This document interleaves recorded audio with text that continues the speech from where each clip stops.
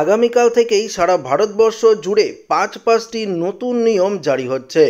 হ্যাঁ বন্ধুরা, এবার শেষ রক্ষা হলো না, বাংলায় ঢুকে পড়ল নতুন HMPV ভাইরাস। পাশাপাশি প্রচুর পরিমাণে এবার ভোটার কার্ড বাতিল করে দিল কেন্দ্রীয় সরকার।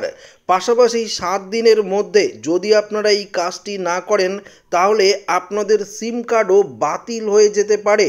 তো এই সব নিয়ে আরও বেশ কয়েকটি নতুন নিয়ম জারি হয়েছে কেন্দ্রীয় সরকারের তরফ থেকে, যা এই ভিডিওটিতে আপনাদেরকে একদম ডিটেলসেই জানিয়ে দেব। তো অবশ্যই ভিডিওটিতে আপনারা প্রত্যেকেই প্রথম থেকেই শেষ পর্যন্ত মনোযোগ সহকারে দেখবেন। তো বন্ধুরা, প্রথম যে নিয়মটি জারি হচ্ছে 1 নাম্বার, সেটি হলো এবার কলকাতাতেও থাবা বসালো HMPV ভাইরাস। দেখতে পাচ্ছেন 5 মাসের এক শিশুর HMPV ভাইরাসে আক্রান্ত হয়েছে বলে জানা গিয়েছে। এর আগে দেশে আরও 2 শিশু এই ভাইরাসে আক্রান্ত হয়েছে। এবার কলকাতার মাটিতেও পা রাখলো এই ভাইরাস। তো বুঝতেই পারছেন যে কতটা বিপদ বা ভয়ঙ্কর বিপদ কিন্তু আবারও করোনার মতো ধেয়ে আসছে আমাদের গোটা ভারতবর্ষে। সোমবার এই ভাইরাসে আক্রান্তের খোঁজ পাওয়া গিয়েছে। 5.5 মাসের এক শিশুর শরীরে এই ভাইরাসের হদিশ পাওয়া গিয়েছে। জানা গিয়েছে বাইপাসের ধারে বেসরকারি এক হাসপাতালে চিকিৎসাধীন ছিল সেই শিশু। কলকাতার বাড়ি হলেও কর্মসূত্রে ওই শিশুর পরিবার মুম্বাইয়ে থাকে। ওই শিশুর পরিবার নভেম্বরে মুম্বাই থেকে কলকাতায় আসে। সেই সময় শিশুটি অসুস্থ হয়ে পড়ে। 50 আয়ের একটি বেসরকারি হাসপাতালে ভর্তি করা হয়েছিল। আপাতত সে সুস্থ রয়েছে, তবে তার HMPV ভাইরাসের রিপোর্ট কিন্তু পজিটিভ এসেছে। তো বুঝতেই পারছেন চীনের এই ভাইরাস অবশেষে আমাদের ভারতবর্ষেও কিন্তু ঢুকে গেছে। এই নিয়ে এবার কিন্তু কেন্দ্রীয় সরকারের তরফ থেকে চূড়ান্ত সতর্কবার্তাও কিন্তু জারি করা হবে। দ্বিতীয় যে নিয়মটি জারি করা হয়েছে সেটি হলো ভোটার কার্ড, অর্থাৎ আপনাদের প্রত্যেকেরই ভোটার কার্ড রয়েছে। তো কী নিয়ম জারি করা হয়েছে দেখুন। রাজ্যের চূড়ান্ত ভোটার তালিকা প্রকাশ করলো জাতীয় নির্বাচন কমিশন। নতুন তালিকা থেকে বাদ গিয়েছে প্রায় 7.5 লক্ষ ভোটারের নাম। তালিকায় যুক্ত রয়েছে 10,78,000 নতুন ভোটারের নাম। 2025 সালের 1 জানুয়ারি হিসাব অনুসারে এই ভোটার তালিকা তৈরি করা হয়েছে, অর্থাৎ এই নতুন বছর অনুসারে এই ভোটার তালিকা কিন্তু তৈরি করা হয়েছে। কি কারণে বাতিল করা হয়েছে আসুন এক নজরে দেখে নিই। দেখুন, প্রায় 4 লক্ষ ভোটার কার্ড নিষ্ক্রিয় হিসাবে চিহ্নিত করেছে কমিশন, যার মধ্যে বেশিরভাগেরই ভোটারই মৃত্যু হয়েছে। এছাড়াও অন্য রাজ্যে চলে গিয়েছে, অর্থাৎ অনেকেই রয়েছে অন্য রাজ্যে চলে গিয়েছে।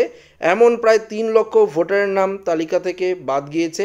পাশাপাশি 9,000-এরও বেশ কিছু ভোটারের নাম তালিকায় 2 জায়গায় নথিভুক্ত ছিল, অর্থাৎ 2 জায়গায় একজনের নাম নথিভুক্ত ছিল। এমন কিছু ভোটার কার্ডও বাতিল করা হয়েছে।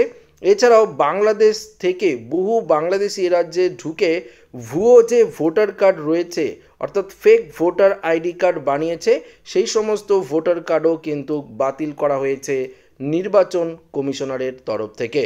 পরবর্তী যে আপডেটটি উঠে এসেছে সেটি হলো সিম কার্ড নিয়ে। অন্য কারো নামে সিম ব্যবহার করা বা ভুয়ো সিম রাখাকে এখন অপরাধ হিসাবে গণ্য করা হবে।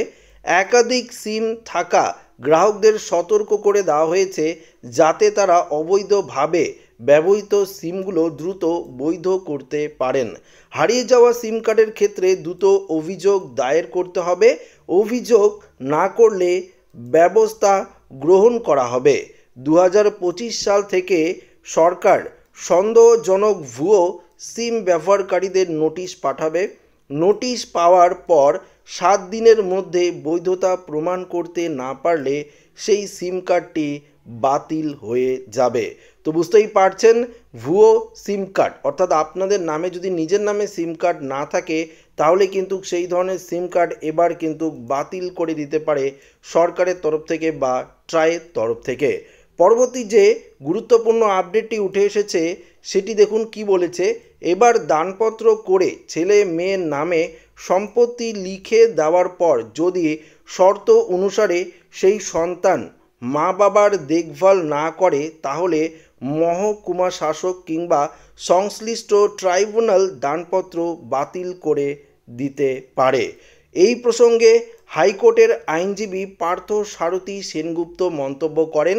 তিনি বলেছেন, এই আইনের প্রয়োগে সুপ্রিম কোর্ট আরও পরিষ্কার করে দিয়েছে, যদি দানপত্র করার সময় ভরণ পোষণের শর্ত থাকে তাহলে সেই শর্ত না মানা হলে আইন পদক্ষেপ নেবে।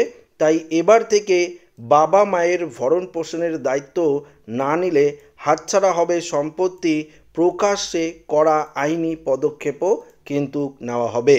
পরবর্তী যে গুরুত্বপূর্ণ আপডেটটি উঠে এসেছে দেখতে পাচ্ছেন পরিষ্কার, সেই আপডেটটি হলো লক্ষ্মীর ভাণ্ডার প্রকল্প।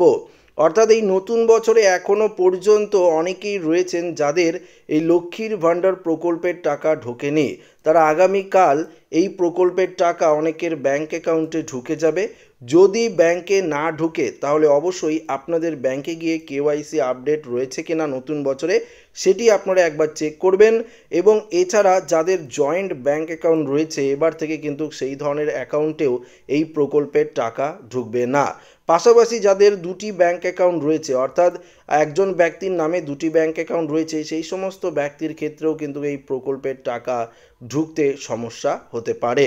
তো অবশ্যই আপনারা এই সমস্ত সমস্যা থাকলে আপনারা ব্যাংকে গিয়ে চেক করে নেবেন। যদি না থাকে তাহলে অবশ্যই অপেক্ষা করবেন, এই লক্ষ্মীর ভাণ্ডার প্রকল্পের টাকা প্রত্যেকের ব্যাংক অ্যাকাউন্টে কিন্তু ঢুকে যাবে। তো আশা করি ভিডিওটি প্রত্যেকের ভালো লেগেছে। ভিডিওটি এখানে শেষ করছি। ভালো লাগলে লাইক করবেন, বন্ধুদের সাথে শেয়ার করবেন, নতুন হয়ে থাকলে চ্যানেলটিকে সাবস্ক্রাইব করে নেবেন। ধন্যবাদ।